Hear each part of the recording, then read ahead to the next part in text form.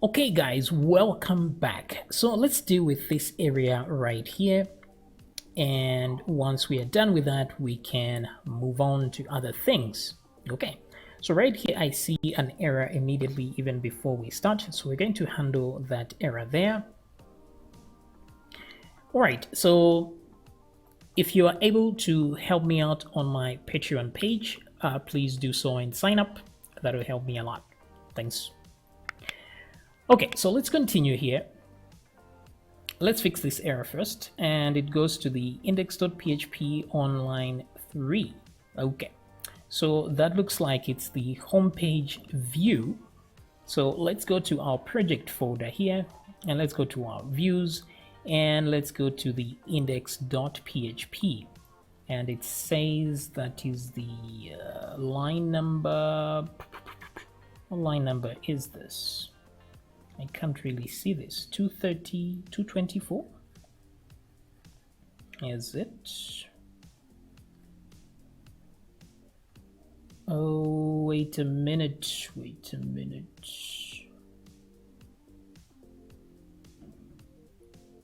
Let's see here. Okay, so maybe that's not the place where the error is. I have to inspect the element because I can't really see the error here right now.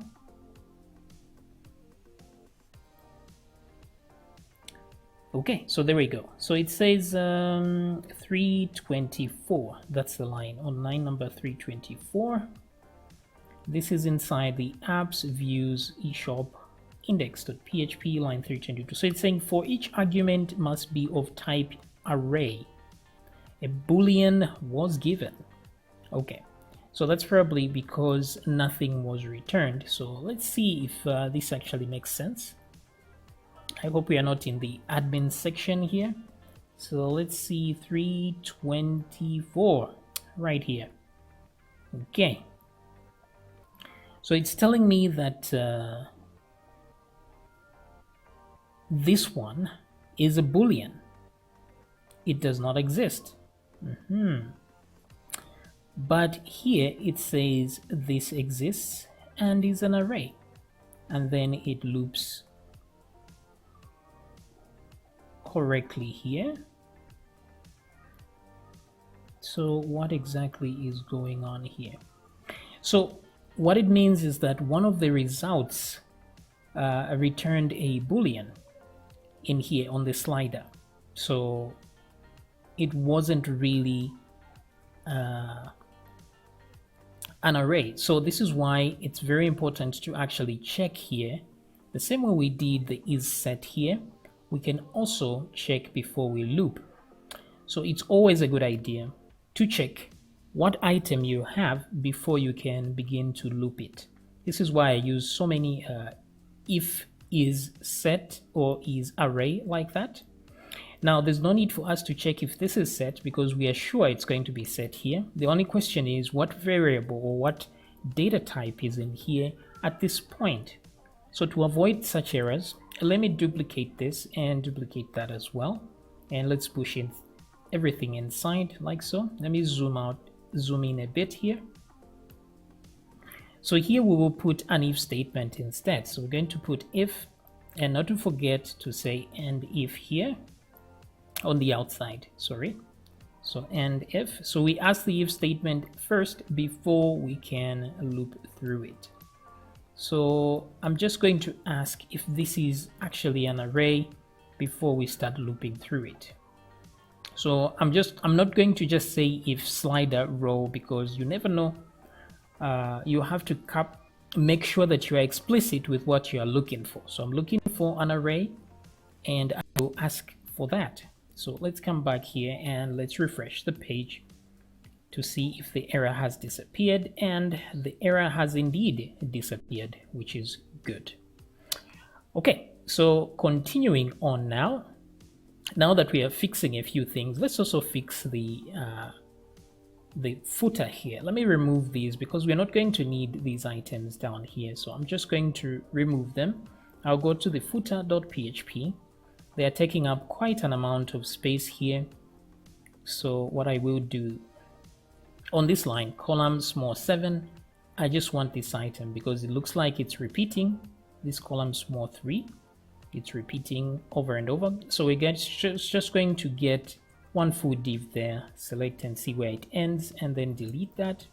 We'll delete one by one. This is to avoid deleting the wrong closing div tag, which might disturb our layout. So I'm going to refresh, and you see now the footer doesn't have that. So you can add some other items here, of course, if you want to. And now let's figure out how we're going to deal with this here. Now, what I want to do is to, because these are actually categories here. So what I want is to get a query for each category here, query something different, and then put them in these categories as they are. Now, the good thing is we already have a system that queries for a particular category here. So we're just going to use that very system to get our results here. So if I do go to my home controller, there we go. So this is the home controller. Now, if you look at this, it's getting out of hand because we are getting too much code in here. Now, it's never a good idea to have too much code in one function like this, because it becomes very difficult to debug your project. So what would be nice is to just have functions in here that we are running. So we send some of this data into separate functions and then run it from there. Now, to avoid causing problems, I'm just going to leave what's already here. But for this that we want to create here, I am going to create another function. So what I will do here is, this one is for get all categories, sure. But what we are looking for here is for when we are doing the description here, when we are trying to find stuff there. So this is the query we are going to use here. This one right here. So now, instead of doing this here, I will do this, where will I do this from? Let's try and do it here. So we'll just say get products for, I don't know what we're going to call that part, maybe just a lower segment. That's entirely up to you, what you want to call this. But then instead of doing things here, I'm just going to say, I don't know, segment data. Maybe I'll call it that. Is equal to, okay. So the segment data is going to be equal to, so I'm going to create a function here, and I will say this because the function will be in here. It's just one of those methods. So just say get segment data. So you can be more specific with your namings here so that it means more to you, so that you can easily know what you're talking about. But otherwise, this is it. Now we want to add this data inside this data variable, of course, because we want to send it to the other side. So I'll do this, and I'll do that there, like so, so that it returns it into the segment. So let's see there. Okay, there we go. Segment data, segment data. Now here I'm going to create a new function down here, and I'm going to say function get segment data, like so, and we're just going to return whatever data we return. So now the problem here with this is that creating a new function in a controller creates a problem, because what if somebody types this in the URL? Because the reason we are coming to the index here is because that's what is in the URL. So if we put a function here, it's going to find this function, right? But in order to prohibit the access of this function from outside, because right now we only need it to get data from within the class, so it's a good idea to just make it private. So I'll say private function get segment data, like so. Copy. Now a problem arises here if I just say echo here, just so we can see that we are there at that point, right? So let me go to my page again, right here, if I decide to add get segment data at the very end, I will get this error because now it's trying to access that private function. So the error goes core user func array. The function must be a valid callback, cannot access private method get segment data. So it's never a good idea to just leave things hanging like this, because you might say nobody's going to type this in the URL, right? Because there'll be no link to it. But obscurity is not sufficient as a security measure. You cannot just say, since people won't know about it, they won't use it. You may bring somebody on the project who has seen the class here, and then they can exploit this much later on your website when they are no longer part of the project.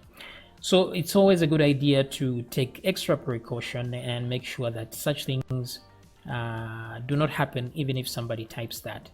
So if we leave this at public, for example, if we hadn't put the private or public, what will happen is it's going to be accessed, and you see it's right here.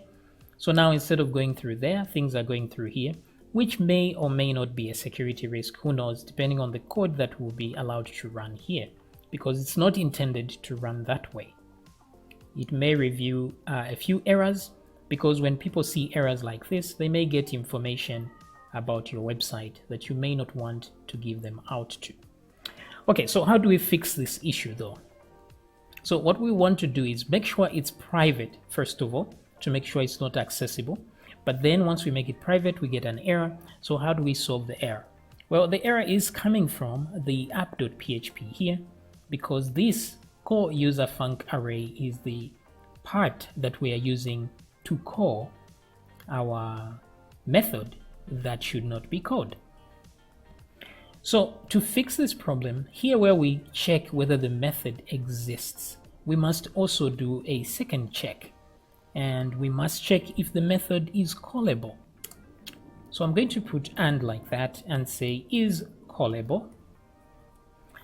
Very convenient that we actually have a function like that, which will check if the function can be called from this very scope. If it can, then it will run. If not, then not. So what parameters do we add here? We add exactly this here, and we put it there like so. So the first parameter is the controller, or the class name, the class itself, and then here the method name. So we're just trying to check if this is callable. But we're supposed to supply an array here. So I'm just going to put this in square brackets to convert that into an array. And so there is one item in the first array, which is the class, and then this comma, and the second item, which is the function name. So if it is callable, they need to pass through here. If not, nothing will happen. So if I now refresh this, it will just act like this function does not exist. Okay. It would be the same as if I had typed some gibberish. Very good. So we've sorted that problem out. So if I now come back to my home controller, I can confidently read data here and bring it back in this position there, ready for use in the view. Okay, so in the next video, let's create this function and see how we can return data that will be useful.